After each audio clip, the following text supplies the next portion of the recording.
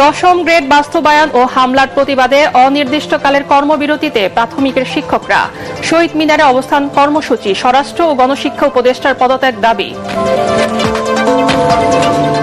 নেতা কর্মীদের প্রতি দরদ নেই বলে শেখ হাসিনা পালিয়েছেন, অথচ অবর্ণনীয় নির্যাতনের মুখেও দেশ ছাড়েননি খালেদা জিয়া, ঠাকুরগাঁয় মির্জা ফখরুল।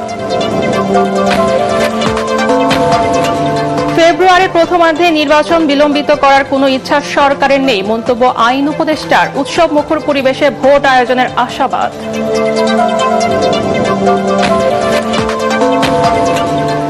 নির্বাচনের আগে ছাড় হচ্ছে না আন্তর্জাতিক মুদ্রা তহবিলের ষষ্ঠ কিস্তি, জানালেন অর্থ উপদেষ্টা।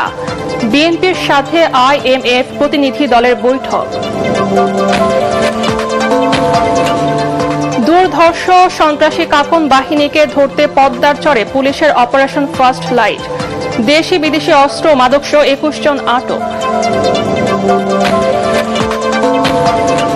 এবং শর্ত সাপেক্ষে ভবনের উচ্চতা দ্বিগুণ করে ড্যাপের নীতিগত অনুমোদন দিয়েছে সরকার। সংশোধনকে স্বাগত জানালেন আবাসন খাতের ব্যবসায়ীরা।